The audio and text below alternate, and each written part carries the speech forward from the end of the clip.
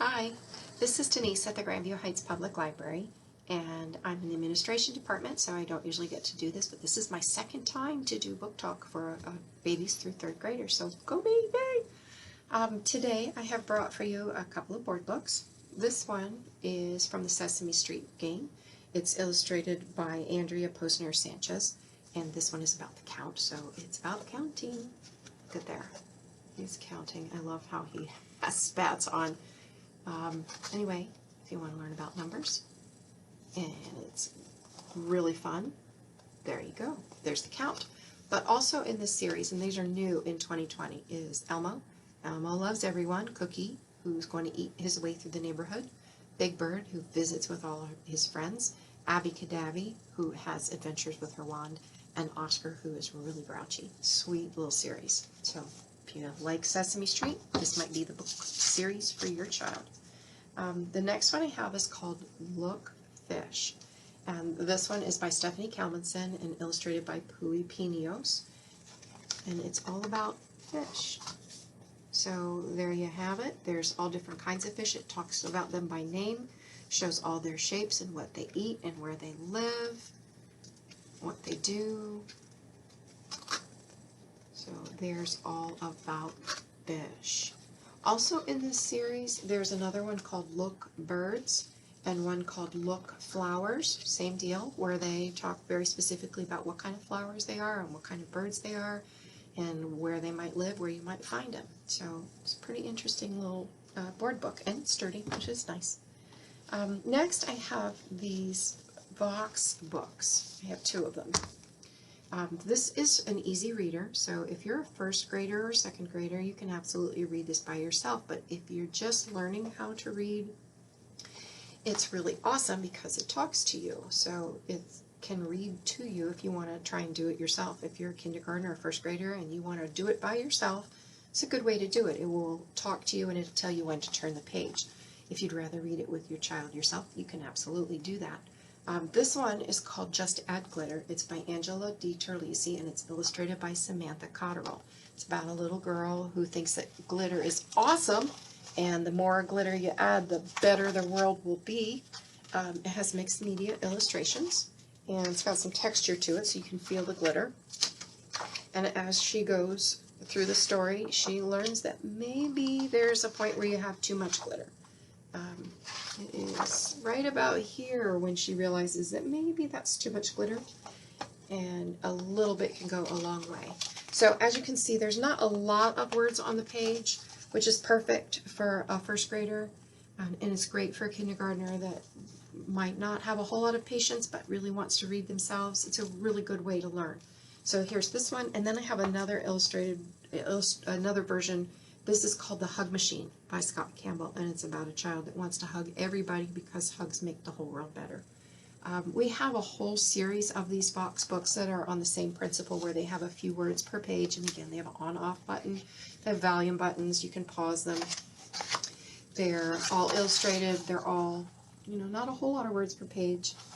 It's a good way to start your child reading on their own with a little bit of help, so it's nice that this child, this little boy, he hugs everyone, from the ice cream machine to the snake to a whale to the post box to, oh, look at there, he's got a porcupine.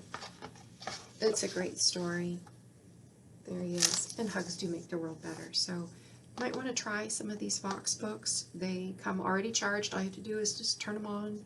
They might be a really good opportunity for when you're in the car, or like I said, if your child really wants to do it themselves, it's a good way to start.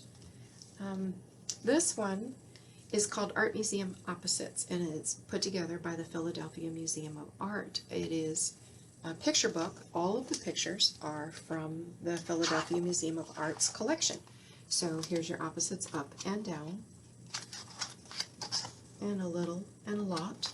And again, like I said, all of these are pieces from the Philadelphia Art Museum. So there's Asleep and Awake. And at the back,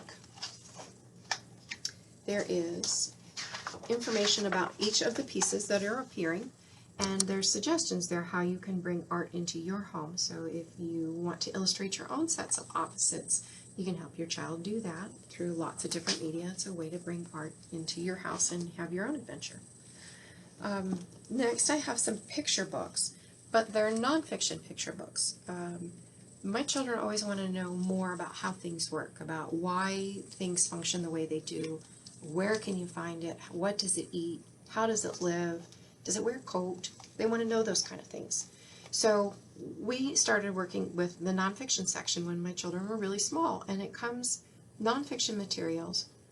There's a zillion subjects, so if you want to know about worms or beetles or football, dance, this one's about dance, there are all different kinds of materials appropriate for all different reading levels. So this actually is a picture book, but it is in the nonfiction section, and it's all about dance.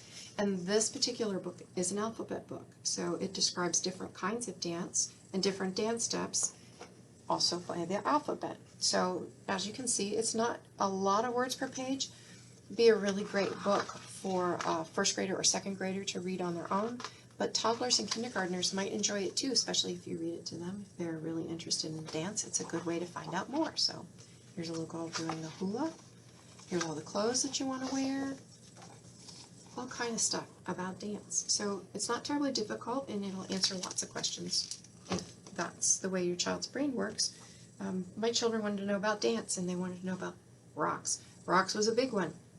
This one is called Can You Find? This is a whole series. This particular one is about rocks, but in this series by Carmen Breseden and Lindsay Cousins, there's a series, Can You Find Birds? Here you can see birds, bugs, butterflies, trees, seashells, or flowers. So my kids want to know about all kinds of things. And as you can see, it's for readers of easy readers. Not a lot of words, not real difficult, but it has lots of information. So if your child is interested in knowing about rocks, this might be the way to go. But if your child wants to know about butterflies and birds and flowers, maybe one of these other ones in the series might be a better choice. Answers lots of questions. On the same line, this one is a little bit more difficult. This is called Read All About Rocks and Gems. And again, this one is a series. Also has cats and dogs and oceans. But as you can see, it has a little bit more information. It's a little bit different format. It's for a little bit older readers. So absolutely appropriate for third graders. They'll do just fine with this. Second graders might need a little bit of help, and first graders you might need to read with them. But everybody will learn something about rocks, and then when you're done, you can go out and see what you find in your yard or at the beach or at the park. So maybe they'll learn and they'll be able to identify which rocks you have. And again, it comes in cats and dogs and oceans. So if your child wants to know what kind of cat you have, or what kind of dog you have, or what kind of wave that is, this is the series. Last one that I had for you from the nonfiction.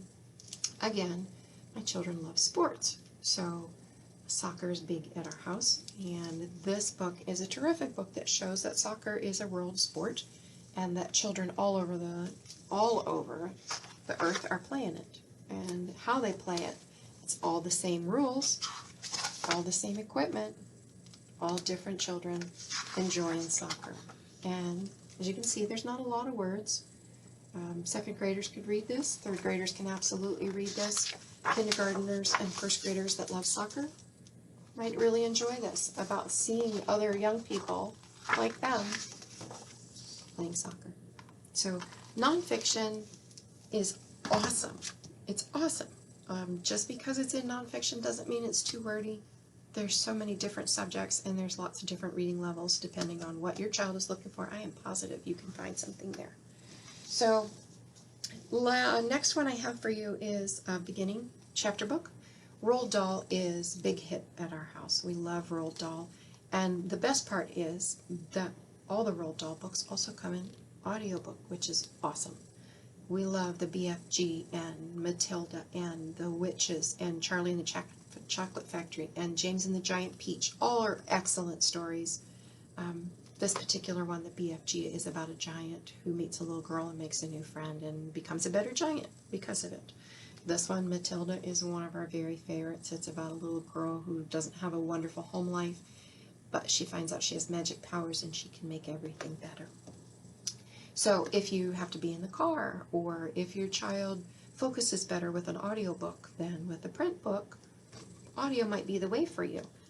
This book, again, is a beginning chapter reader, so it might be a really great, before you go to bedtime, read a chapter at a time.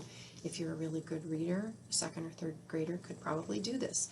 But it is for a little bit more advanced reader, and again, it's a really great opportunity to read with your child and read a chapter at night before you go to bed, or, like I said, put an audiobook in if you're going on a long car trip or you going to soccer practice.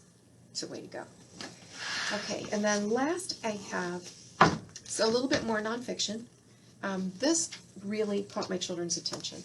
This is called Variopolis, and it is a nonfiction book. It's appropriate for second or third graders or even first graders, but the book has lots of text in it, and this particular one in this series is written in longhand, which is kind of impossible for young people to read these days. So this is definitely a read with your child. This is a journal of all kinds of things, information about fairies, where they live, what they eat, when's the best time to find them, where do they build their houses, what does their wing look like, how do they fly, do they hide from people?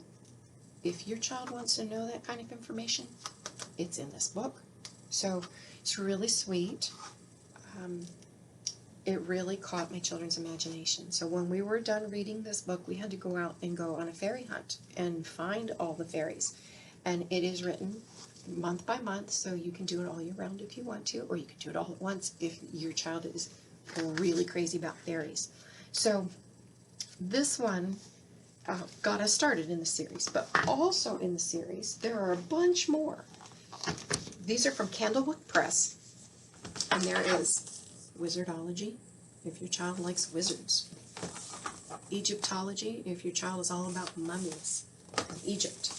This one is Monsterology, if your child wants to know about the Loch Ness Monster and phoenixes. Dragons, it's the way to go.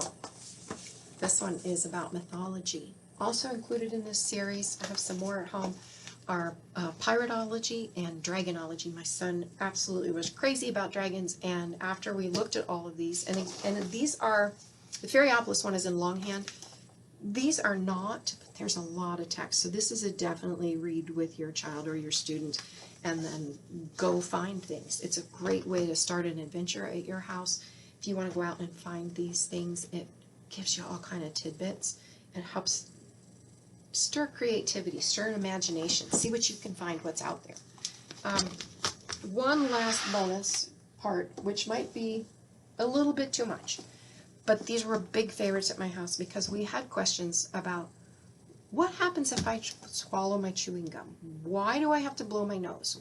Where does coughs come from? Why are there cockroaches? These books answer everything. These are by Joy Masoff, and there's two of them that we have. This one is Oh Yuck. Isn't that a lovely picture? But it was really popular at my house because it answers all kinds of questions in little bite-sized information. So third graders can absolutely read this. Second graders and first graders are going to be absolutely obsessed. They're going to want to know, what happens if I have chicken pox? What happens if I eat a bug? All kind of information. What do scorpions do? Where do they live? How come frogs are slimy? It tells you. The second one in the series is for a little bit older, but it's called Oh Yikes, and it's all kind of gross stories. So if your child is interested in this kind of stuff, it's all factual. It's in the nonfiction section. It's really interesting, but it is a little bit more advanced, and you definitely need to be with your child when they're talking about this stuff, because the next thing you know, they're going to tell you all about what happens if you swallow your chewing gum. So I hope that I have found something for you that will interest your child and feed their brain and make them want to go on an adventure, and maybe you can find amazing things in your backyard or at the beach or on vacation or grandma's house. The nonfiction section is awesome. There are a zillion subjects out there, and I hope that you will find something that interests you and that you too can have adventures. So thanks so much for letting me do this book talk. I hope I found something that interests you. Thanks.